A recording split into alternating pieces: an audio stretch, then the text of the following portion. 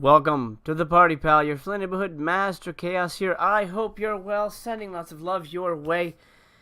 Today, we're going to do something a little different. If you know the old channel, we used to do something called Let's Watch, where I would play the movie on the screen and we would watch it. Now, the problem with that is I would always get copyright claimed. I didn't really care because I wasn't monetized. Now, the reason I'm over here is I'm trying to get monetized.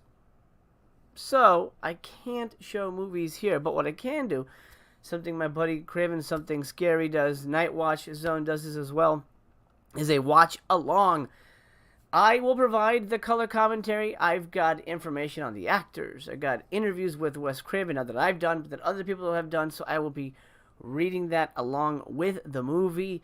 I will be here with you. If you're watching live, we'll be chatting back and forth. I'll be highlighting your comments as well. All you need to do is provide the movie. So, without further ado, why don't you get yourself ready? It's time to do our first ever watch along.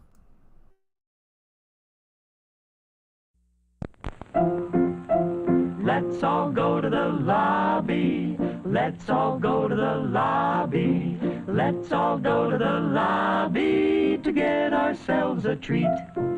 Delicious things to eat. The popcorn can't be beat. The sparkling drinks are just dandy. The chocolate bars and the candy. So let's all go to the lobby to get ourselves a treat. Let's all go to the lobby to get ourselves a treat. We're happy to have you with us this evening and want you to enjoy every minute of your stay here. And while you relax and stretch, visit our concession where you'll find something to please you. There are ice-cold drinks, delicious sandwiches, ice cream, coffee and snacks, and many other pleasing treats. Our foods are fresh and tasty, our drinks satisfying and refreshing. They're so good. You get more out of life when you go out to a movie.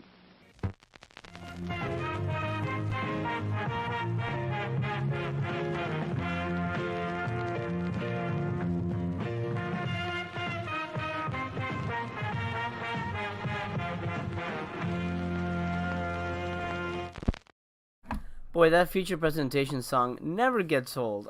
It fills me with so much joy when I hear that, like, da-na-na-na-na-na. That's fantastic. Anyway, welcome to the party. Let me check in with the chat, and then have your movie queued up wherever you're watching it. If you're, I don't know if you're watching this on your phone or your laptop or whatever. You got the movie on the TV, whatever you got to do. Right now I'm on my computer and I'm watching it on Netflix. It's currently streaming on Netflix. It's easier to do that than having to figure out the DVD and all that stuff. Anyway, have your movie queued up. Don't start it yet, obviously, because when I tell you, okay, press play, then hopefully we'll be in sync, and then it won't be like, what the hell are they talking about? I'm over here. Anyway, you know how this works. It's not that difficult. Lady Danesh, thank you for joining us. I'm very excited for you to be here as well, and it's been a while for me too. So I hope this is a lot of fun, and honored to have you here. Nanette, how are you? Can't watch your live stream, but I wanted to come over and say hello and like your live stream. Thank you so much, Nanette. I appreciate even that little bit of support. That does really go a long way. Razor's in the house. Haven't watched this in years. Should be fun. I think so. Eternal's in the house. What's up, my man? I'm watching you on my TV, so I can't watch the movie at the same time, but this will be great. Okay, not a problem, not a problem. Do me a well, I know you're commenting, so make sure you drop a thumbs up. Hey, guys, this is very important right now. Let me just say it, get it out of the way right now. Drop a thumbs up, especially for a new channel. Thumbs up really, really help. If we can get this to over 100, that's when YouTube starts to really pay attention. Glenn, that's a great question. I do plan to watch the entire series. So, and it was tough to pick the first movie for a watch along because there's so many, and I wanted to find something that was easy for people, something that maybe was streaming, people who didn't have the physical. I mean, but Nightmare on Elm Street is kind of a no-brainer. Everybody has it. It's currently on Netflix. I think it's actually leaving Netflix by the end of August. But, you know, hopefully most people have the disc. So I decided I'll start with Nightmare, which admittedly is not my favorite franchise. But there's enough fun stuff to talk about that I think it'll make for a good watch along series. And hopefully I'll be joined by other people down the line. This is sort of a last minute situation. I wanted to get BC in here, but he couldn't figure out how to watch the movie and record because we would hear the movie off of his audio. He doesn't have headphones. Oh, by the way, there's something I want you to do. Let me know if my audios are good because my mic was low last time. I don't know what happened there. So let me know if you can hear me okay. And then also, if I'm playing the movie, if you can hear the movie, let me know too, because then I have to adjust something. I don't want YouTube to come after me. Bumper, how you doing? Well, sensible. Yes, I'm glad.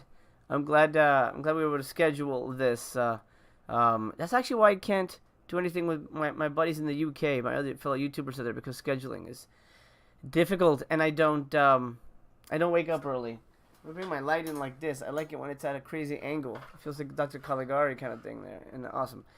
All right, what's up, Blake? Happy to have you here. Audio is good. Thank you, Glenn. Thank you, Jason. Thank you. You are the man, my man. Okay, without further ado, this is all you're gonna see. Me here, blah blah blah blah blah. You will see me reading because I've got my notes over here. We'll be talking about the actors. I have an in-depth interview from Robert Englund and Wes Craven, written by other people that I will be reading along with you. My goal is to have it, a running commentary. So you're not just sitting there watching me look at the screen. That's stupid. I want to be able to provide information to you. Have it be an interesting thing. Not like, I like a commentary that gives you something, not just like, oh, wow, cool. Oh, man. Oh, cool. I'll still do that, but I'll still 100% still do that shit. But I want to make sure that it's a benefit and it's an interesting thing. So when we do these, tell people about them, and it's like, oh, hey, this is really cool. You should check it out. All right, so let's do a quick audio check. I'm gonna start the movie on my end, and then just tell me if you guys hear it. But I'm not starting it just yet. The movie's running right now. If you can hear it, let me know in the chat. I'm just doing a quick... So Rod just said, up yours with a swirling lawnmower. Did anyone hear that? Let me know. Oh, this is a good-looking cast. And a realistic-looking cast. Well, I'll save the commentary for when the movie starts. Okay, good. Chunky Jordy in the house. Can't hear the movie. No movie audio here. Thank you. That's gonna make it way easier. All right, so I put it back to 0. Is everybody ready? Jay, what's up? Good to have you here. Okay, there's a lot on my screen, so I'm gonna minimize a couple things. I don't need to see myself big, but I want to see the comments. You know what I'll do? I'm going to hide this over here so I just see comments. Then I got the movie playing over here. And then I got all the information that I'm going to be providing over here. And there's a lot of reading, so I'm going to keep that a little bigger so I can see that. Alrighty. Glenn's ready. All right, Glenn. Let's do it. Pardon me, I'm going to take it. I hope you guys got some snacks. It's early for me. It's like technically 1 p.m., but it's early for me because I wake up late. But then again, I go to sleep at 5, so that makes sense. Okay, let's do it. Drop a thumbs up. Let's go. Nightmare on Elm Street, the first watch party. It begins. Okay, so let's plan this. When I say play, that's play on all devices whatever you're watching. Ready? 1, 2, 3. Play. Here we go. All right, so we should all be in sync. New Line, the cool New Line logo with the lines coming up right now. New Line Cinema's big. They were the Mac Daddy for such a long time, and now they're not really around anymore. From what I hear, I mean, I don't know much. From what I hear, it's just, obviously it's hard to run a film industry, a film business, a film company. Even with the Lord of the Rings, which came to them, I don't know that they're really in business anymore. I may be mistaken. Actually, I'll look that up because I think that's a question we would all have. New Line.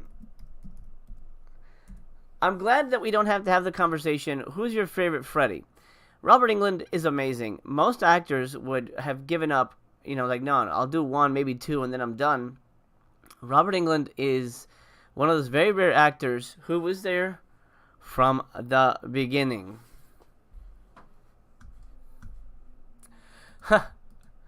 Blugga says, I look much younger without the TV. Hilarious. I love it.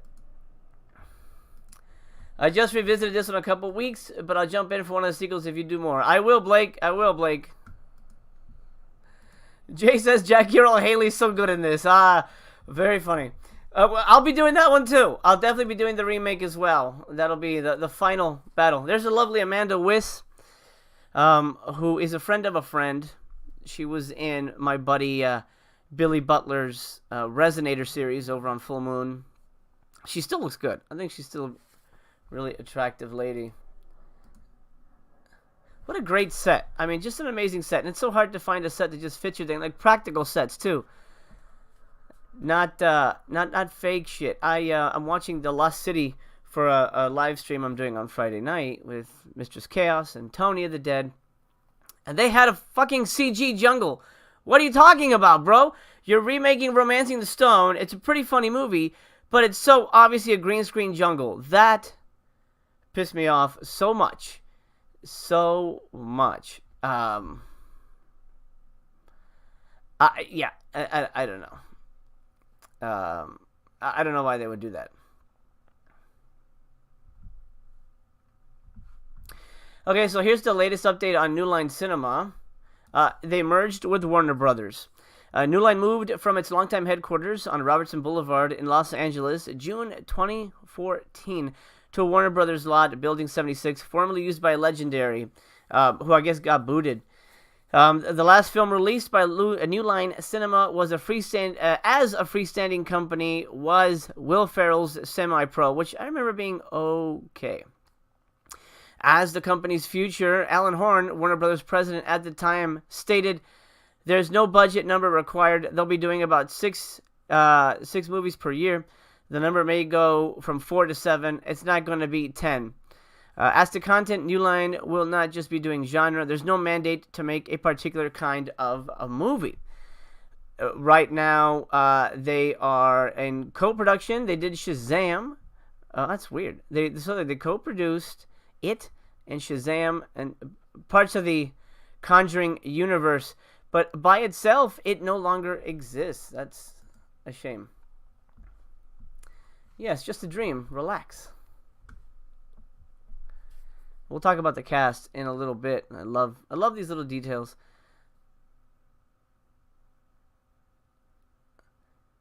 It's great screenwriting. Look, we already know her mom's a hoe. You know, there's just something about it that it's just like you don't need to know anything. Just the way it's like the guy didn't address Tina. Hey, honey, are you okay? We know that's not her dad. You know, he's just interested in banging. Hey, Nightwatch in the zone here. What's up, buddy? I'm doing it, man. I gotta do it.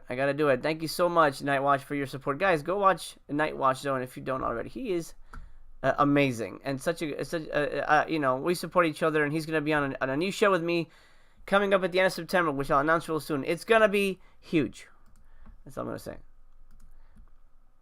Oh, the classic. What do you call it? Lullaby? Nursery rhyme, I guess. That's the word. Love that fucking car. Ogre 805. And here we meet our cast in typical Wes Craven fashion. You know, this is, of course, carried over in Scream, which is what made those movies feel so very similar, at least to me. Everybody walking down the streets. And again, also Halloween. And to me, this really separates, you know, from the regular slasher movies from the classic slasher movies. You have to have your young cast walk down the goddamn street. You have to. It's part of the goddamn movie. And when it doesn't happen, it always stands out to me. I don't know why. It just makes the movie feel real to me. Robert Englund is responsible for Mark Hamill auditioning for Star Wars. That's right. I think I did know that. I love Robert Englund, but I want another actor to play Freddy, says Internal Melancholy, because I want more movies, and I don't think Robert wants to play it anymore. Oh, he does. I heard he wants to play it to the ground. He wants to play it till he dies. And I don't think he wants to give up on it, man. Ooh, and that's a very California thing. Earthquake urban legends. I like the idea of a reboot, but twisted so Freddy was actually not guilty and he was burned to death. Bumper, that's a great idea. I think that'd be really interesting. And he's just like a fucking pissed off ghost. That'd be interesting. Black Guy in the House. Would it be awkward to have Robert play a survivor if Nightmare comes back and have him be a mentor role? That would be weird.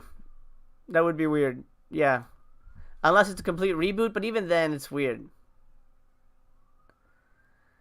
Okay, so this is, of course, the first film starring role by Johnny Depp. Why don't we start there, because he won't last long. Let me get up here. That's John Saxon. I've got all my IMDb's crunched. Here, the guy who would go on to infamy, let's be honest. He's got amazing roles, but now he's unfortunately infamous because of Amber Heard. The less said about her, the better. Here he stars as Glenn Lance, Nancy's boyfriend, in the sweater vest, which is an amazing look, and I could never pull it off. The sweater vests just don't work for me. But he's great in this, and he feels very natural and very genuine, and little would you know that he would go on to bigger things. His next movie was Private Resort, which wasn't a huge hit. I mean, he was in Platoon. His biggest, I think his breakout role really is Crybaby, which is, love it or hate it, it's very John Waters, and that's really where the Johnny Depp is defined. And after that, 21 Jump Street, Edward Scissorhands, you know it, you know it, you love it. But this is where it all began. He got sucked into a bed. Spoilers, but I assume you've seen the movie before. Finger knives. That's something that a lot of people forget. They're basically knives. And people call them razor hands. No. I mean, technically, from the beginning, it did look like it was straight razors, right? But he filed them down. Kathy, what's up? You love Crybaby. Absolutely. Great stuff. I haven't seen it in a while. Maybe we'll do a watch along of that. The sky's the limit, honestly. Of course you heard something. Fucking Freddy. Let's talk a little bit about the making of the movie itself. From 1984, running 1 hour and 31 minutes.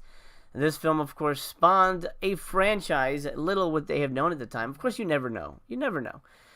Nowadays, you factor in franchises. I guarantee you the new Scream team has a trilogy already mapped out. At least I would hope so. It doesn't feel like the new Halloween team had the trilogy mapped out, but it remains to be seen. We'll see if Ends brings it together. The film stars a bevy of young actors with a wide range of credits before and after, and we'll talk about them individually. But we got the lovely Heather Langenkamp as Nancy Thompson. Robert Englund, of course, as Fred Krueger. He's only Freddy to his friends. John Saxon, the late great John Saxon, I miss him dearly. I didn't know him. Well, actually, I met him once, but I still miss him. Ronnie Blakely as Mommy. Amanda Wyss, we spoke about her. Charles Fleischer, the one and only Charles Fleischer, who plays the Doctor later on. And, he's the kind of guy that you wouldn't necessarily know, but you'd know his voice. He's Roger Rabbit. Roger Rabbit is in this movie. And we'll talk about him when we see him. But Roger Rabbit is in this friggin' movie. It's insane to me. Lynn Shaye is in this. Of course, she was the sister of Robert Shaye, the producer of the film. Also, Mimi Craven, Wes Craven's wife at the time.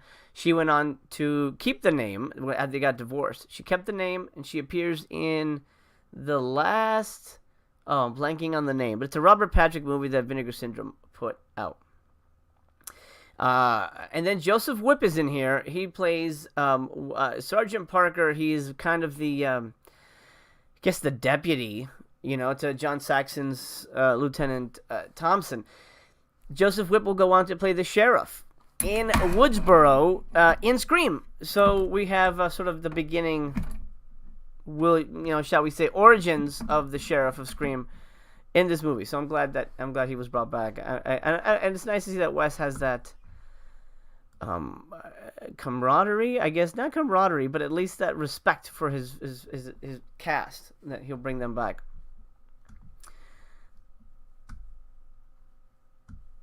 Let's see here. Glenn says, Heather Langenkamp never really blew up. Did she have an explanation for that? Vaguely remember this from the Never Sleep Again documentary.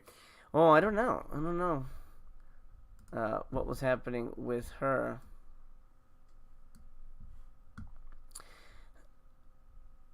Reality sucks. The humping. You gotta love that humping.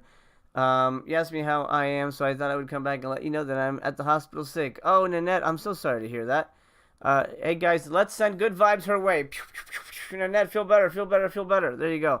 I hope that helps. Everybody's sending you good vibes. Let's see here. Okay. No more fights. Just loving. I had a t-shirt that once read, make movies, not war. I like that one. Film Threat, I think I had that one. Let's talk about the director, of course, the one, the only, Wes Craven. This was his 9th movie. He started off with Last House on the Left, of course, infamous film, which I almost did, and if you guys are interested, I may do that. I may do a Let's Watch for that. And it was followed up by his one and only pornographic film, The Fireworks Woman, which is not good at all. I watched it for research purposes. It's not very sexy. It's not very erotic. It's just a very strange art house movie. I don't know. It is what it is. Hills Have Eyes came next. Summer of Fear, which caused a buying spree during a Vinegar Syndrome sale. This was a TV movie, Deadly Blessing, which I thought was a TV movie, but I might be mistaken. Of course, Swamp Thing, Invitation to Hell, which is another TV movie. Hills Have Eyes Part 2, and then Nightmare on Elm Street in 1984. And we'll hear more from Wes about the making of the film. I have an interview with him that I will be reading along.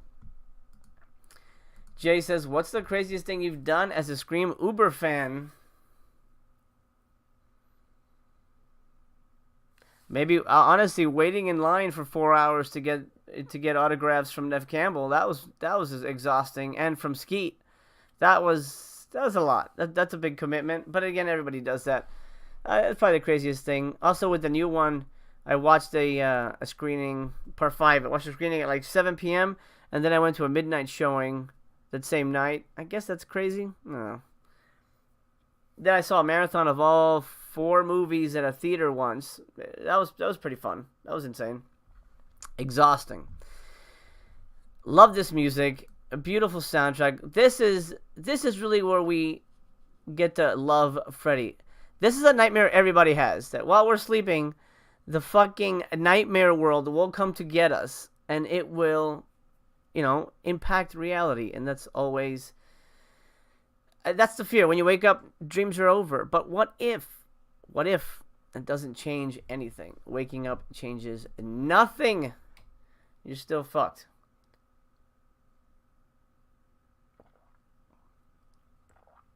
The wall's solid, great effect. That was done with rubber.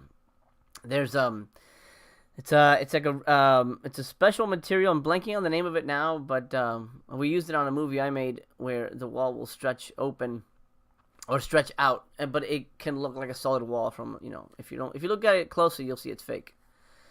But practical effects will always beat out anything CG, and that's why the remake was kind of shit, because they used a lot of CG. Oh, and also other reasons, but mainly that. Glenn, I agree. Special effects are great. So fun. Let's watch Tina get butchered here while we talk about her. We'll get to Heather, and we have more time with Heather, but let's spend some time with Amanda before she hits the skids, as it were. She becomes a decoration on the wall. This is not her first movie. This is not her first go around. She'd been around the block, in a professional sense, in terms of that she's been around town, in different productions before this movie. As a matter of fact, only 2 years before this movie was released, and she, oh, look at that. Love the stretching arms. I love the stretching arms. What a great gag. I love it. Imagination will top anything.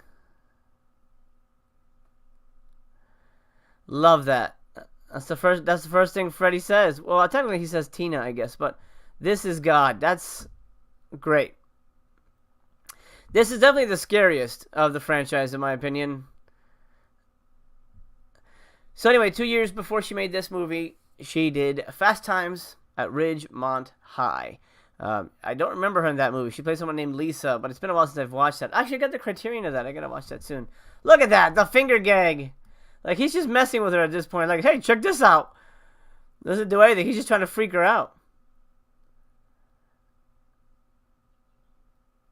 Ooh, that looks like it hurt. Love this part. Love that. Oh. I really like when skin is ripped off of faces. Is that weird? Like, as an effect. And then you see, like, the skeleton bite. That's creepy, man. Love that. I really love that. No, Rod did it. Rod's a killer. Get Rod. He did it. He's using his psychic powers. Oh, yeah. Of course, rubber boobies there. Love this. So, from what I hear, the way they did this is they turned the room upside down. It's on a big kind of gimbal thing, and so they're rotating the room as she goes, and the camera and the actor are outside of the room turning.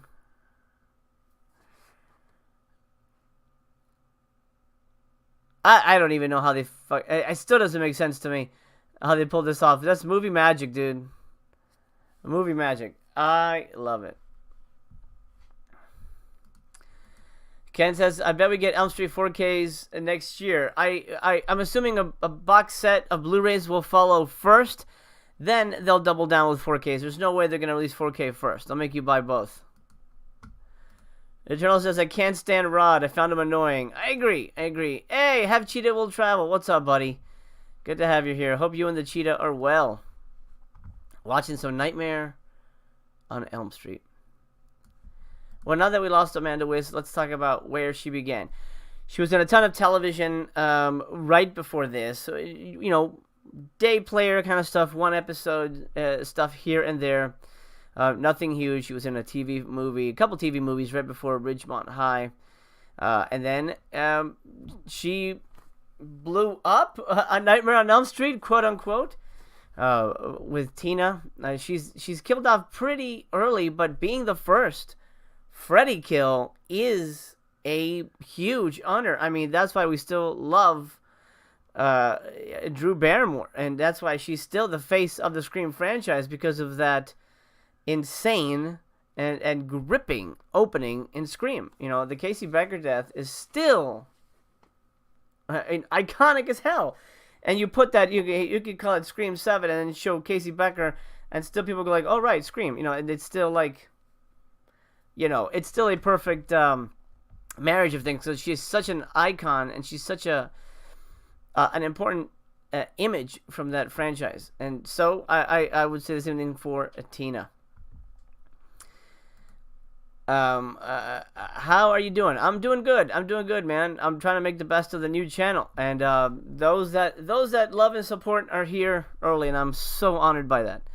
Very honored by that. It makes the transition a lot easier. Armin says, I'm not watching the movie, but this still works. Oh, good. I'm glad to hear it.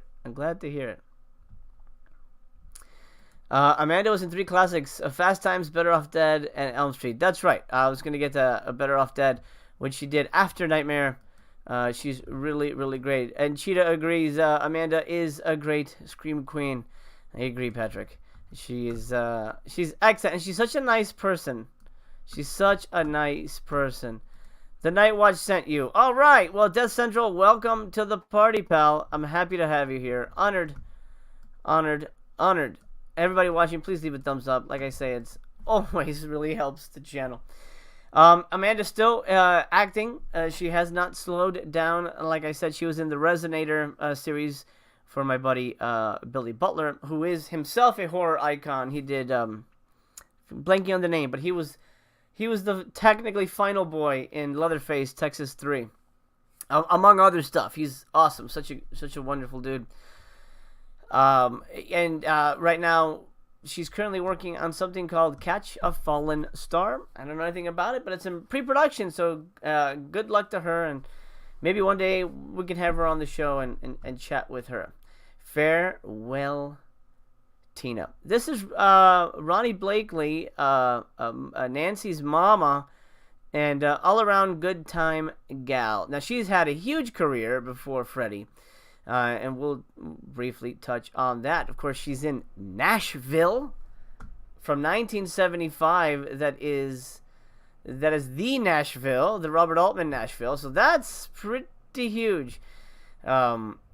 Admittedly, it's been a while since I've seen Nashville. But I gotta rewatch that one. It's been a minute, as they say. She was in The Driver, a whole bunch of TV stuff. She's in Good Luck, Miss Wyckoff, which is a Vinegar Syndrome release. It's not one of my favorites, but I know that movie gets a lot of love. She's in Beyond Westworld TV series, which I actually never saw, but I do like the Westworld expanded universe. I love all that stuff.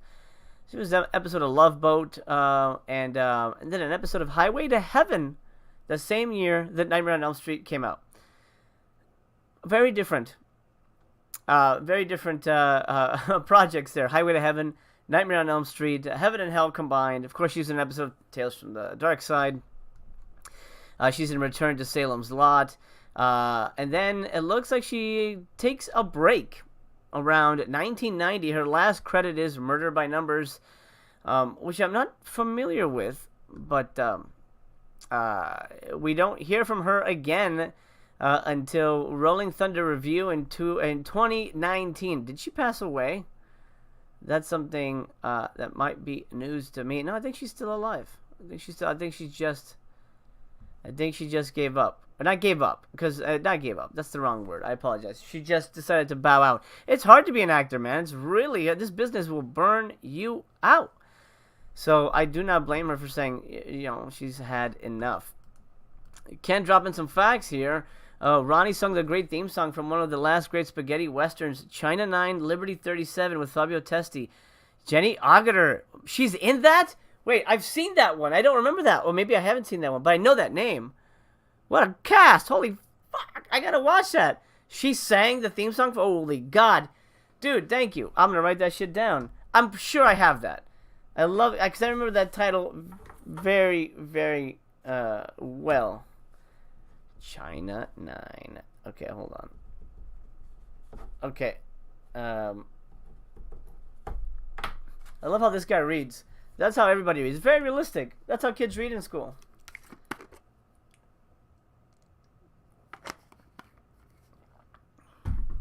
Oh, we did see Lynn, and we'll talk about Lynn in a minute. Lynn and I we're acquaintances. We almost made a movie together, and maybe I'll speak about that later. But it felt, movies fall through. Shit falls apart. And there's I think the last we see of Tina is in this bag.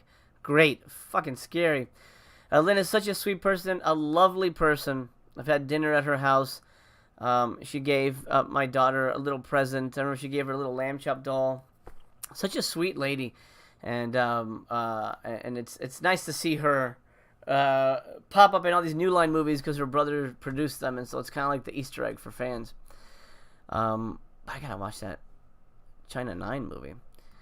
Patrick says Beyond Westworld was cheesy but fun. Okay, I gotta track that down. I don't know that I've actually watched it, although I feel like I have.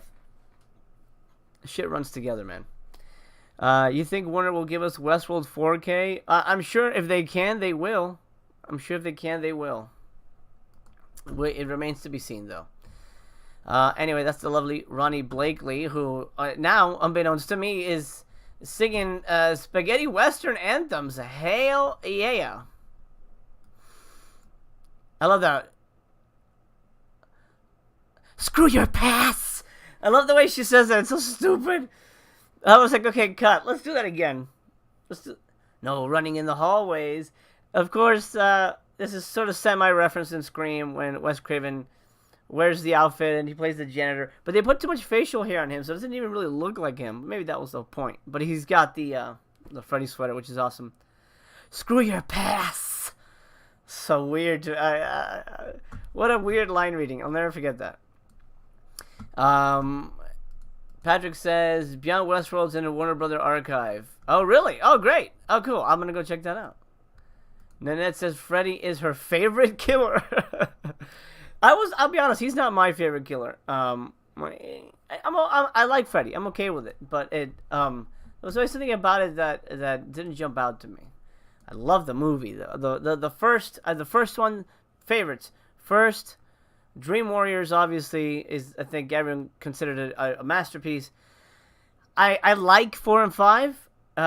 6 I'm kind of okay with, and then New Nightmare is really where it brings it back. And again, they all had Wes Craven in common.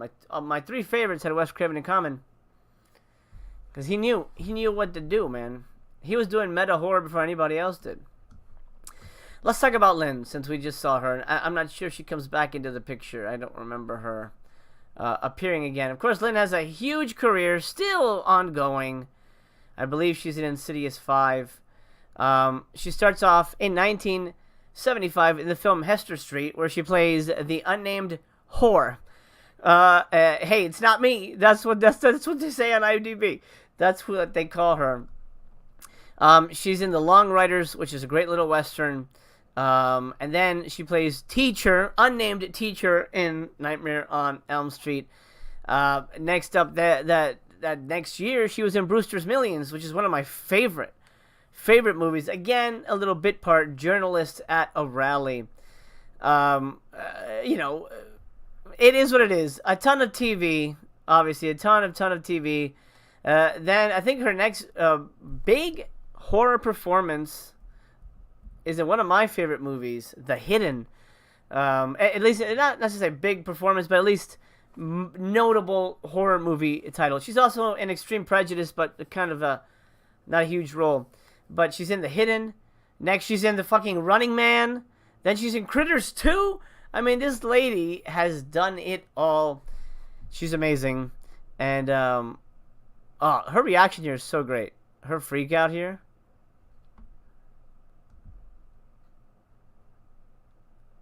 Yay, Lynn. Lynn's got you. Lynn's got you, Nancy. Or Teacher, I guess. Teacher is her name.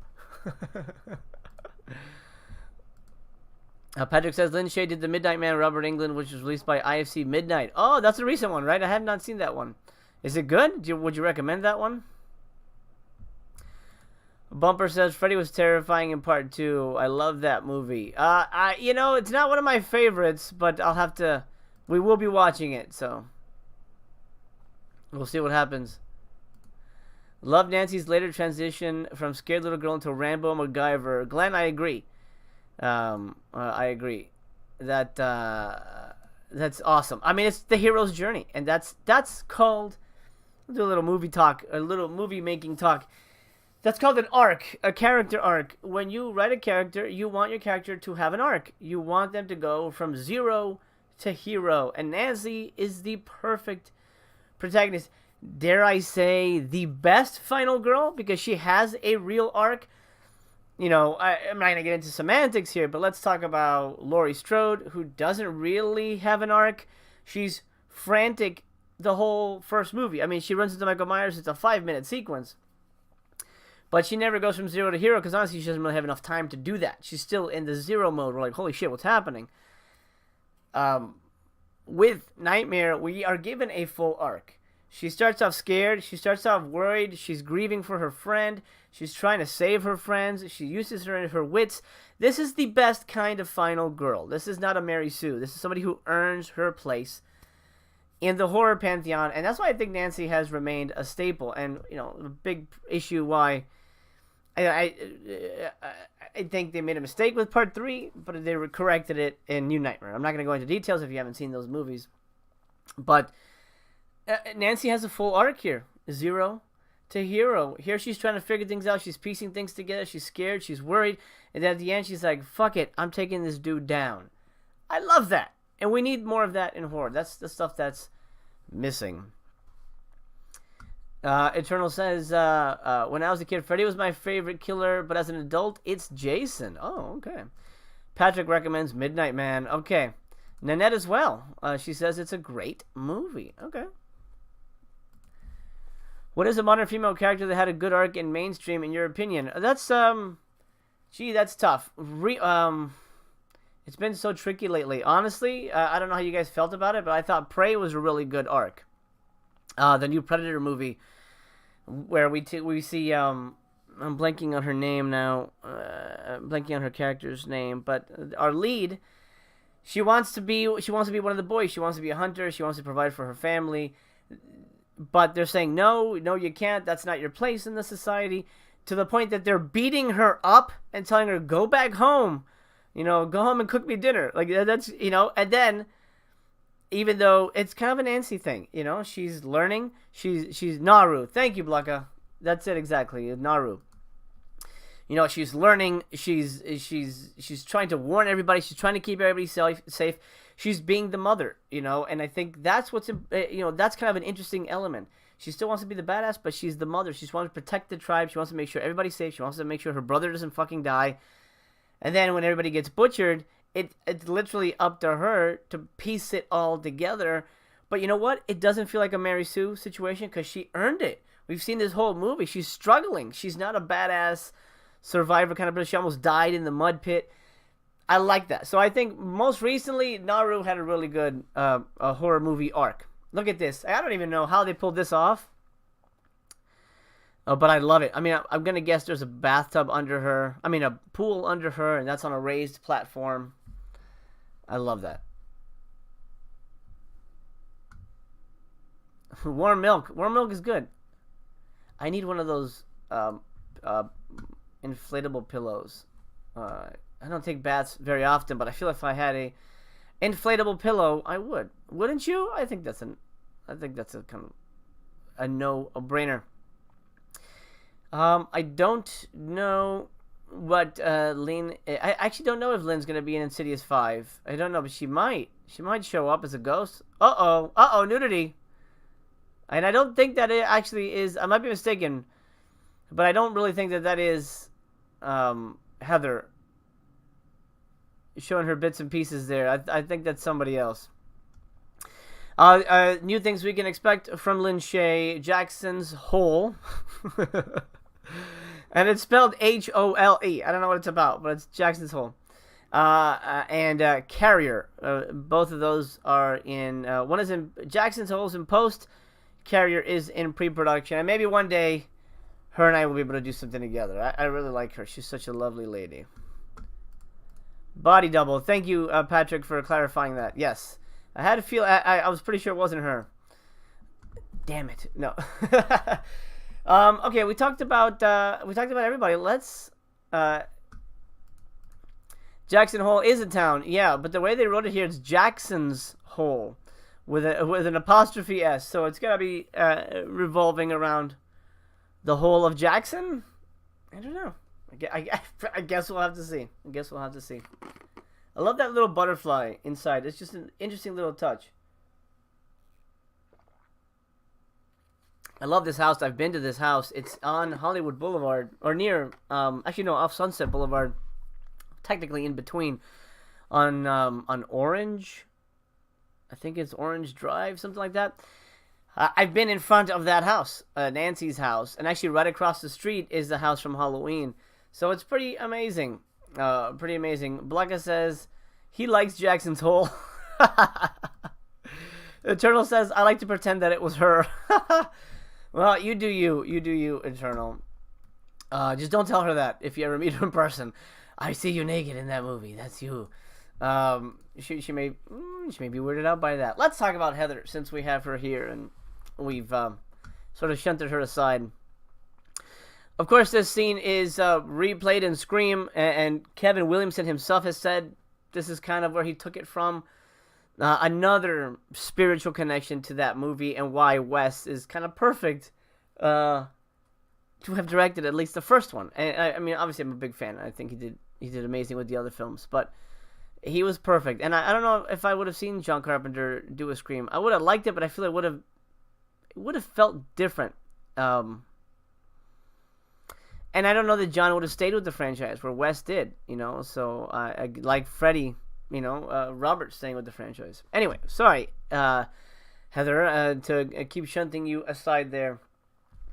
Her first movie appearance was really The Outsiders, but her scenes were deleted, so technically it doesn't count, even though she got paid for it, so good for her. She was in a TV movie the same year that Nightmare was released, but technically Nightmare on Elm Street is her first movie. So she's a fresh-faced ingenue. Look at those freckles. I love freckles. I don't know how you guys feel about freckles. The freckles are adorable. And yes, Mistress Cass does have freckles, and I enjoy kissing on those little freckles. They're very fun. Nightmare on Elm Street was, again, not huge for her. She did a lot of TV stuff, and, unfortunately, her next big movie was Nightmare on Elm Street 3, which was, if I'm not mistaken, 3 years later. Yeah, 1987. She came back as Nancy Thompson, and then more TV. Lots of TV. Until, guess what? Actually, no, she's in Shocker. She plays a victim, but I don't really count it. More TV, and her next big movie was New Nightmare. That's right. She's been married to the franchise for quite a bit. And I don't know. I don't know what it is. It's one of the, it is, I mean, she was in a lot of TV, though. I mean, like, huge growing pains, just the 10 of us. So she was, not sitting at home twiddling her fingers. She was working, and TV work is a lot. TV work pays well. So it wasn't like, she was hiding in a hole or something. But it's interesting that in terms of theatrical appearances, it's almost all Freddy. After New Nightmare, more TV, and then a couple of other movies and short films. A lot of short films, actually, which is interesting. She's still acting, and she's going to be in something. It's in post-production as the recording of this video. It's called Plea. So I hope that's cool. I wish her the best. She's in a lot of short films, which I'm guessing means she's non-union, or at least financial core, which means she can do union and non-union work, which means I'm going to reach out to her for something. I'll remember that. Put that one under my hat. I'd love to work with her. I met her at a convention with my daughter, Missy Chaos, and she was so nice and so kind, and she gave my daughter a hug, and, Nancy's, my daughter's a big fan of all the Final Girls. She loves Nancy, and yeah, she was so great. Heather was so cool, so I'm very honored to have met her and connected with her, and who knows, maybe we will work together. And I believe she married a special effects artist, and that's sort of what she works more like predominantly on. She worked on special effects for Cabin in the Woods, Heaven Almighty, Cinderella Man, and the Dawn of the Dead remake. And she's married to, I forget his name, his last name is Anderson, but she's credited as Heather Langenkamp Anderson. So there you go. She's done crew work. How amazing is that? A lot of actors will not do crew work. I mean, I guess feast or famine. If you need to work, you need to work. I mean, I know some directors who've done PA work just to get a paycheck, just to be able to afford the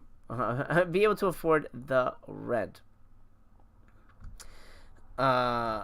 Let's see. Blanca says, do you think if they weren't copyright issues that Pennywise and Freddy would be from the same species of supernatural? That's interesting, except for the fact that Pennywise is an alien, according to the book. Anyway, he's an alien, and Freddy is a dream demon. So I don't think they're connected. But I'd like to see them in a movie together. Why not? I think, you know how fucking huge that would be if you get Freddy, Pennywise, and like Ash? That would be a huge. Oh my god! Even if it sucked, it would be good. I mean, come on. David Leroy Anderson, thank you so much. That's her husband's name. Eternal says Heather is very nice. She would be great in one of your movies. I agree. Hopefully we can make it happen. I think she's fantastic. Here we have her. That's gross. I don't even know what the hell that is. They don't look like snakes. They might be eels. We got bro. What the hell, bro? Stupid boyfriend. Eternal says, what would be your great matchup? Those watching live, let me know. What would be your ultimate movie mashup? If you didn't have to worry about rights. Eternal says, would love to see Freddy versus Pinhead and Jason versus Michael Myers. Yeah, sure. Why not? I'd love to see, and you can't really do Scream because it's a different killer. So you can't really have that carry over, especially because the movies are real. I love that effect with the stairs, the fucking pudding. Doesn't that feel like such a real nightmare? Like you can't move, or you're moving so slow. I love that detail. I think that's so genius. I mean, it's a genius. Let's call it what it is. It's fantastic. I love that. I love that very much. You can't do Scream really, but I would love to see, you know, Jason versus Michael Myers. I'd love to put Ash in there, even though Bruce Campbell's kind of old and kind of jerky. I would love to have, you know, Ash versus the horror universe. That'd be great. Bumper has a great one. Chucky versus Leprechaun. Short Man Syndrome just got serious. I love that. Would be great. You could 100% pull that shit off. Absolutely. Chucky steals a lot. Oh, look, I found a gold coin. Oh my God, that's a no-brainer. Patrick says Gypsy Danger versus Godzilla. That would be awesome. That would be awesome. I would love to see that. Yeah, you know, I didn't hate the second Pacific Rim. I actually thought it was okay. I really like the cast in that. I don't know if there's life in that franchise, but we'll see. That would be great. Godzilla versus Superman. That would be fucking great. Oh man, something like that. I mean, Superman could probably just like blast right through him, but you know, who knows? Who knows? What a bitch this guy is. Idiot. Punch him in the nuts. How dare he? Stupid puffhead, get out of here. Blacka he says he always pitches the idea of Silence of the Lambs interrogation scene, but fill it with all sorts of horror icons. Hannibal helps the survivors catch and add more personalities to the interrogation scenes. I think that'd be pretty neat, actually, yeah. But you can't go after something paranormal, so you'd have to do... It'd be interesting if they added that element to Scream. I mean, I know Craven Something Scary, my buddy, he's always pitching Stu Still Alive, so maybe if Stu is like Hannibal, helping the survivors catch the next Ghostface. I mean, I still don't think he's alive, but that would be interesting. Creature versus Chucky versus the creature from the Black Lagoon versus the Blob. Chester, that's a great suggestion. I love it. I love that. I'd see the shit out of that movie. Okay, let's talk about Robert, who's about to unwind some bed sheets here for one of the more interesting kills in the film. Freddy's not his first performance. He's been around the block. As a matter of fact, appeared in one of my favorite movies that you probably haven't seen and should. I'm sure you've seen it. If you're here, you've seen it because you're a badass. Eaten Alive. He plays Buck. And that is such a good movie. Toby Hooper's Eaten Alive. Go see it from 1976. I'm not going to say too much about it. Wild movie. And it's not super gross. It's not like a super gory movie or anything. But it's just, oh, I love it. That sort of started my obsession with alligators and crocodiles in movies. So good. And he's in huge movies like Stay Hungry. His first movie was Buster and Billy in 1974. And that's sort of where things kicked off. Again, TV work. But then TV was huge back then. And again, it pays the bills. You know, TV work is huge.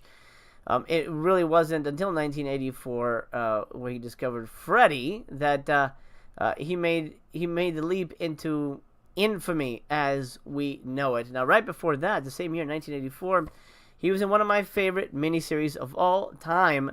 And that would be, well, actually, technically, 1983 is when it started. V was the TV miniseries that sort of introduced me to miniseries, and I love V. So if you haven't seen V, go watch it. I think Warner Archive put it out. Glenn, thank you so much. Please slam the thumbs up, guys. That really, really helps. Patrick would like to see Hannibal Lecter versus Dr. Hyder from the Human Centipede. Oh, good. That would be interesting. He might be like, perfect idea. Let's make everybody a centipede. Sorry, Rod. Rod's been taken out of commission in a brilliant scene. I mean, again, just very well constructed. All practical, man. All practical. You don't need to go too crazy with it. I love it. God, practical. The 80s were so perfect. 80s were so perfect. Anyway, he was in V miniseries, which is really great. I do highly Highly, highly recommend that. Of course, he's in another excellent cheeseball movie that I recommend, Galaxy of Terror. That's from 1981. It's a weird, goopy, nude-filled alien movie, Galaxy of Terror. Go see that. He's really fun in that. He's in a movie called Blood Brothers from 1978, which I just discovered. And I have a movie made that's called, well, it was retitled Blood Brothers. Not the same movie. His movie's all one word. Blood Brothers, one word. Mine is separate. Blood Brothers. So that's interesting. I don't know that one. I'll have to look into that one. But Robert Englund is an amazing actor, and of course he hits the he hits the limelight with Nightmare on Elm Street, and he was in the V TV series, which is great. He continued the Willie character. His next big movie was Nightmare 2. Then oh, look at this, he was in Night Court, MacGyver, Hunter, Knight Rider, all day player, one episode kind of things. But and he's in Never Too Young to Die, which is a film. I'm sure I've seen it, but the name is so generic I can't place it. Then, of course, his next big movie, Nightmare on Elm Street 3, Dream Warriors in 1987. And then what follows is a series of music videos. Dokken for Dream Warriors, of course. Fat Boys, Are You Ready for Freddy? He's in Chud 2, but apparently he's uncredited. I've got to go back and rewatch that because I love Chud 2. I really do. I got to rewatch that one. I know somebody went out of print super fast. Was it MVD? I don't remember. Now. But it was something like that. Blugga says, you could get John Kramer, Patrick Bateman, Pamela Voorhees, and many more non-supernatural killers that would add to it and give you all sorts of Survivor cameo crossovers. Like Clarice with Dewey. Yeah, that'd be cool. I could see that. And that would sort of completely would have to be an alternate universe, Elseworlds kind of story. I would see that. Even a TV series, that would be great. Have I ever seen the movie Circle? Gosh, it sounds familiar. But I can't place it right now. I know I read a book. Called The Circle. I don't remember. I'm not sure if I'm thinking of the same movie you are, Blugga. There's the lovely Mimi Craven, which we have yet to talk about. We don't need to go. We'll talk about Mimi right now. We don't have to go into details on Robert. We know Robert. We love Robert. He's amazing. He's been in everything. Walker, Texas Ranger, Urban Legend, everything. He's Justice League TV series. He's done the voice of some guy named Felix Faust, who I was not familiar with at all. He's done it all, and he's still doing it. And there's Charles Fleischer, the one and only Roger Rabbit. He's amazing, and such a nice guy too. Such a nice dude. Apparently, and I don't know if this is the actual. Is it based off of the? No, it's not based off of the game. Robert will be in. He's prepping a movie called Harvest Moon, and no, it's not the game. I just looked at the poster. It's not a live action take of the relaxing farming game where you play a cute little character and make friends. It looks like it's gonna be a horror movie. It's weird that they could take that title because I feel like that would be copyrighted. But who knows? And of course, he's in the new season of Stranger Things. One little episode. I honestly think he was thrown the hell away. I wish he was in it a little bit more. I'm not a big fan of season 4 at all, to be honest. But that's a story for another. And maybe we could do TV show watch-alongs. I'd be up for that if you guys are. Anyway, Robert Englund rocks. He's still in it to win it. And I have not met him yet at a convention because he's been really expensive. But, after paying, $60 for Nev Campbell, I think I'd be willing to pay $80 for Robert, unless he's raised his prices, in which case, well, I don't know. I would only go so far, man. I'll only go so far. Fangoria was the voice of horror until the birth of the internet. Absolutely, they kept it alive. That and Famous Monsters, all that stuff. I love all those.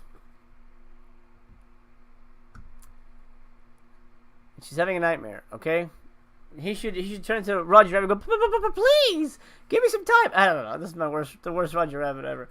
Circle was the movie where a bunch of people are in a room and they can't move. Just vote on who gets eliminated based on all sorts of crazy beliefs.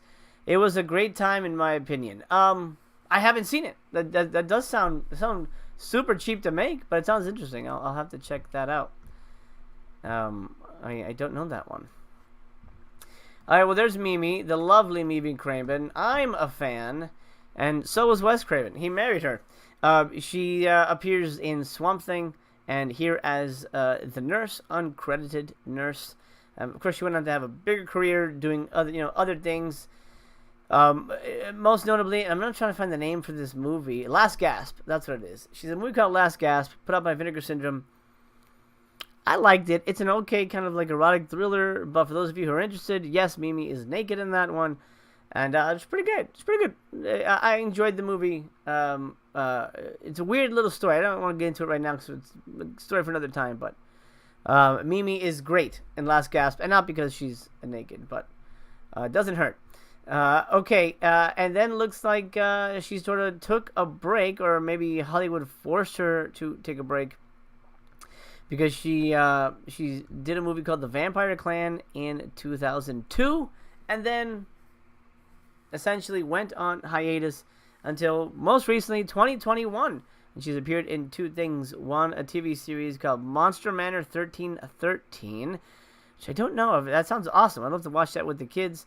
And a short called Submerge, Galaxy of Subversion. So I don't know if that's a cartoon or not, but it looks like she's back in the game, and hopefully, and luckily she's still alive, and hopefully she's happy and healthy, and gonna kick some more ass in the cinema world.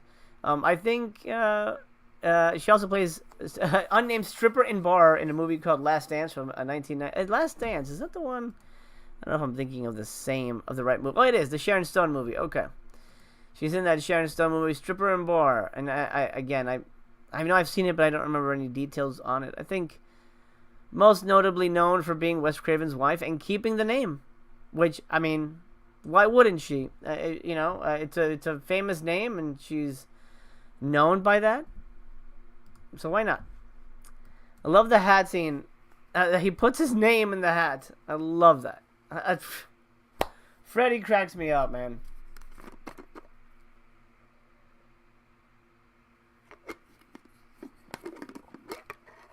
Nancy's amazing.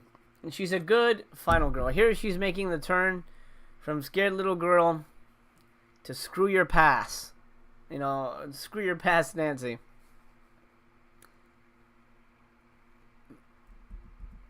Freddy Krueger's dead. What?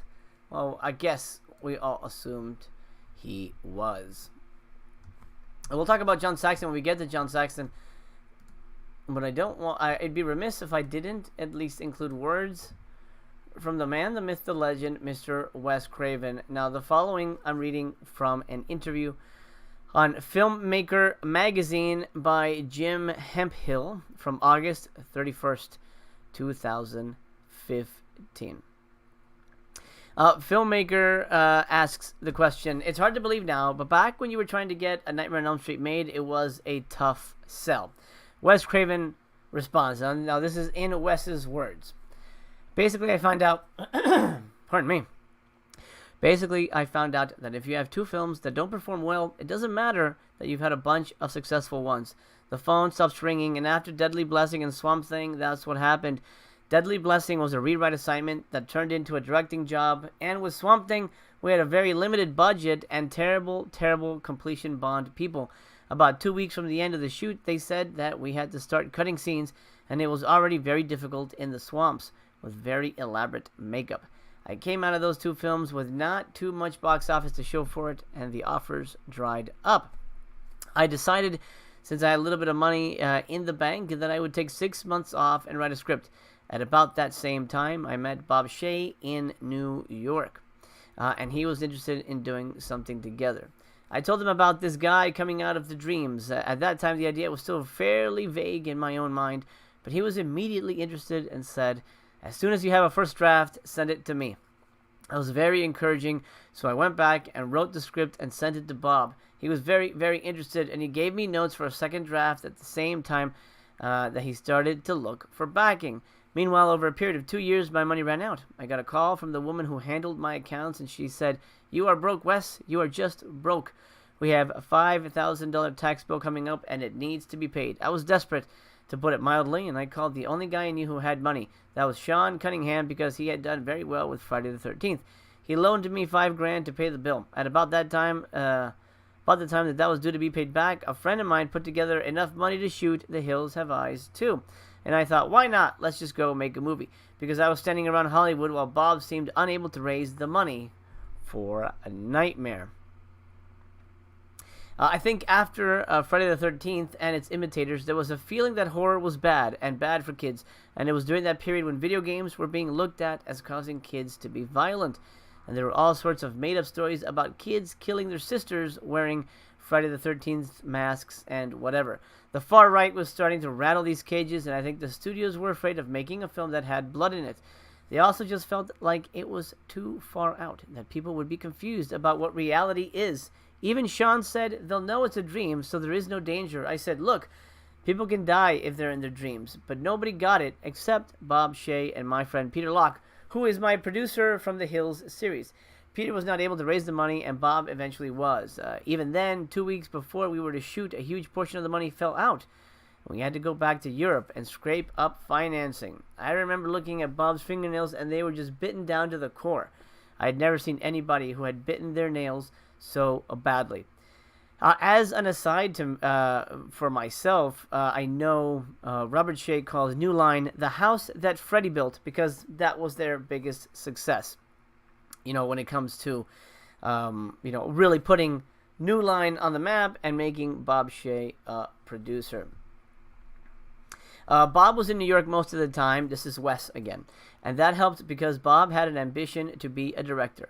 When he was on the set, he felt like a guy who was fighting his urge, like he wanted to co-direct or something. By and large, it was just a scramble, but the cast was great, and we were getting all these amazing sequences. Robert Englund was just blowing everybody's doors off, and the makeup turned out to be spectacular. I knew I had all the dramatic bases covered, because I had very carefully worked out the rules of how to beat Freddy and how he could kill you, and I felt like the audience would get it. I'm stepping out in my own words. I think that's very important. You have to set the rules of your franchise. If you have something like Freddy, you have to establish rules so the audience knows what the hell is going on, and they can play along at home, and they can cheer on our final girl or our heroes. It's important to have the rules. There were the usual problems. This is Wes again. There were the usual problems where you run low on money and people are always saying, cut this scene or cut that scene and everything else. But with the exception of the end scene, which I've talked about enough, Shaye imposed an unmotivated final scare on the film, so he hates the ending. By and large, the movie really felt like something. Bob didn't say too much about dailies, but insisted that I come to New York for the cutting, which was a huge pain in the ass. Because I was just married and had to leave my wife back in LA, and that did not work out well at all. But I came to New York and started working. When I screened my first cut for Bob in a tiny screening room, he looked at me and said, "Do you think we have a picture here at all?" It was like a body blow. He said, "You have 2 weeks to cut, and that's the amount of money I'm going to put into it." I called my agent, and he said, "Well, you're DGA, so according to the contract, you have 12 weeks. I told Bob that, and he sort of grumbled and walked out. The editor and I worked very hard to tighten everything up, and the next time we showed it to Bob, it was a different film. He went, let's try that on an audience. And we started having little family and friend screenings. Once the film was cut and had sound effects and everything, it played terrifically. Eternal is commenting, "I really hate people using movies, music, and games as the reasons for crimes and violence in society." Yeah. It sucks when people do that because it's easy. It's easy for them. Chester says, "It's amazing how these things come together. You wouldn't know. I mean, you can't even imagine. And it's never easy for any movie. It's always a struggle. At any level. At any level. It's always a struggle." A filmmaker wants to ask about the cast, and Wes Craven replies, "That kind of comes with the job, especially in this kind of film. Back then, they would always feed 1 or 2 stars who have been around a long time into the project, a John Saxon or an Ernest Borgnine in the case of Deadly Blessing. Among the money people, the thinking was always that you needed somebody for Europe. And it's still the case, by the way, this is MC talking. It's still the case that the producers want some kind of face. That's why I got Michael Pare in my new one. I love Michael. He's amazing. But it was because they wanted some kind of name. All right, I'm going to turn it over to Wes right now. Saxon was a real gentleman and great to work with. And I'm used to working with young people because I often make films starring teenagers or people who look like teenagers. In horror, you're constantly working with actors that are just starting out. And I think it helps that I'm a little older. I started later than most filmmakers because I had a college teaching career first. I was old enough to talk to the older actors and being grown up, and at the same time be goofy enough to relate to the kids. Actors are your treasure, and it's your job to make them feel safe. I've done enough acting myself to know how hard it is when you're standing in front of the camera about to put your soul out there on the line and the crew is just looking at you like, what time is lunch? Filmmaker asks a little bit about his career, and Wes expounds following. I was almost 34 and I was teaching with the idea that I wanted to be a novelist or a short story writer. That was going just nowhere. I had 2 kids, and I had 2 kids right away. When I got out of graduate school, I had seen maybe 3 films in the theater because I came out of a religious background. I moved to a small town in upstate New York to teach humanities, and there was a little art theater in the town showing European films. It just knocked me off my chair. The imagination and everything. Guys like Bergman and Fellini really appealed to me, and the idea of filmmaking just somehow rang my bell. I quit my job and went to New York, where it took me 2 summers to get my foot in the door. And even then, it was this fluke of looking up an older brother of one of my ex-students who was cutting industrials. He said, I can't give you a job, but if you want to stick around here, I'll tell you what I'm doing. The older brother was Harry Chapin, just before he became a folk singer, and he taught me this cutting style that was very nuts and bolts. While I was just sitting there soaking it all up, a $50 a week job for a messenger opened up, and I said I would do it. They said, aren't you a college professor? And I said, no, I'm your next messenger. I always tell people not to worry about what their first job is, but about what door it will allow you to get inside. I started syncing up dailies and working on films, including one that Sean Cunningham was making. He had backers from a theater group in Boston that wanted to pay beginning filmmakers to make second features for them because they wanted to run double features but didn't want to pay Hollywood prices for both films. They had the idea that they could make the second film themselves, so they told Sean they wanted something scary, and he came to me and said to go write something scary. That's how Last House on the Left got done. I used the backbone of The Virgin Spring, which was one of the films that was so impressive to me when I was teaching. This is MC now. That, of course, is the classic Bergman film Virgin Spring, available through Criterion. Go check that out. It's a great movie. Okay, back to Wes. I love the idea of a story that takes good people and bad people and then halfway through switches it around. We made it very outrageous, though not as outrageous as it was written. I can only imagine. That's my aside. Back to Wes. I wanted to make a scary film that felt really scary and true. And because I didn't know anything about directing, I just staged it like real events. I didn't know what a master shot was or close-up or coverage. I didn't know anything. All I knew was syncing up dailies, which is how I had begun to pay for the couch I was renting. By that time, I was separated from my family and living hand-to-mouth. Anyway, the movie got made and caused a sensation, a very dark sensation. It got a very personal, extremely negative, and disgusted reaction from just about everybody except Roger Ebert. He gave it 3.5 stars and saw something in it that nobody else did. Everyone else was dismissive, and my friends barely talked to me after they saw the film. My social life among New York academic types disappeared. Financially, though, it was like a dream. Sean and I made a lot of money, something like $100,000 over a 2-year period, which at that time was astronomical. I would take the checks into the bank with my long hair and get very strange looks. So Sean and I lived off of that money, and I wrote at least 7 scripts. Comedies, love stories, a story about a divorced father trying to pursue a relationship with his kids, a story about an American war hero that was court-martialed for reporting American atrocities in Vietnam. Nobody wanted to know anything about any of it. But everybody said, if you guys want to make another scary film, we'll give you money. My friend Peter Locke had just moved to Vegas with his wife, a singer and dancer, and he said, there are all sorts of deserts around here. I don't think you have to pull permits or anything. Write something for the desert. So I wrote The Hills Have Eyes. Once you have done 2 of those rock'em, shock'em films, no normal person, even if he saw your potential as a director, would hire you for anything other than horror because it would be so hard to market you. But after Hills, I did get into marketing, making television movies of the week, She allowed me to shoot in 35 and got me into the guilds. And that sort of led to Deadly Blessing and Swamp Thing. Then my career was nowhere until, bang, Nightmare on Elm Street comes out. And suddenly everybody's writing about it. And you're a hero in the community again. Wes is amazing, and he has such a love for the franchise, for horror in general. He really cares, and it's nice to know that he isn't afraid to embrace the power of horror movies. So many filmmakers go, I don't want to get stuck. I don't want to get stuck with it. You know, I don't want to deal with it. If I keep doing horror, I'm only going to be a horror guy. So many filmmakers say the same thing. But I think the new generation of people, you know, starting with Wes and John Carpenter, appreciate the fact that horror is probably the most exciting film genre because you can do so much with it. Blanca says, do you think the faces of franchises have contracts that don't let them make cameos in competing franchises? Like Nev not showing up in a Halloween movie or JLC showing up in a Scream film? No, because as we've seen, Nev not coming back for part 6 because they screwed her.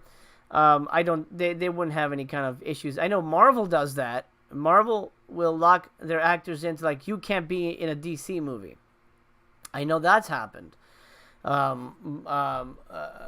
least it was in the beginning. It might have changed now because I know Batista's doing something with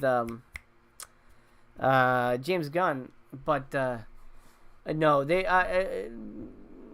I don't think there would be anything like that. It would be great to see. The thing is, Jamie Lee can't show up in a Scream film because she's established as Jamie Lee Curtis unless she shows up as herself. In the first movie, you see Jamie Lee, and Randy talks about Jamie Lee, so she can't be in a Scream film. That breaks the rules. Nev can't be in a Halloween movie either, unless it's, you know, because they talk about Halloween. Halloween is such a big part of the finale of Scream. So I really hope they don't do that. I really hope they don't do that. Let's see.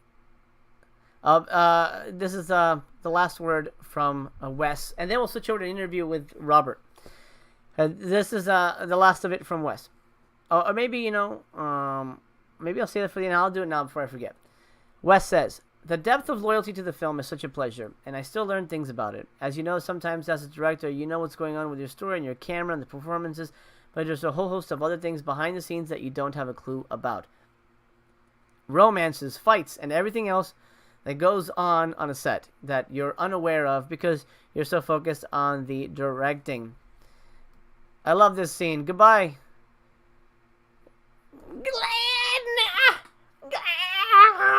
I mean, her reactions are fantastic. Look at that. That dude had a lot of blood in him.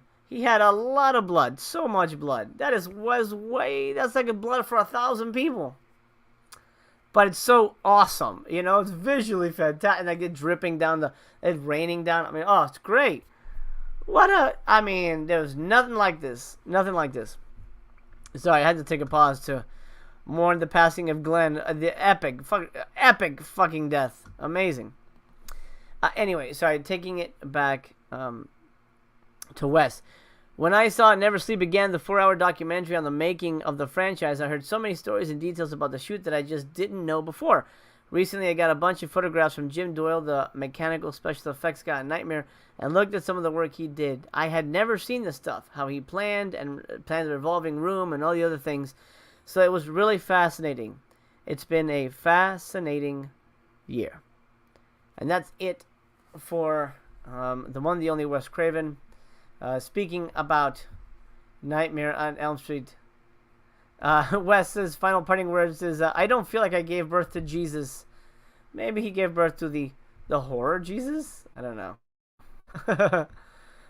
Something like that.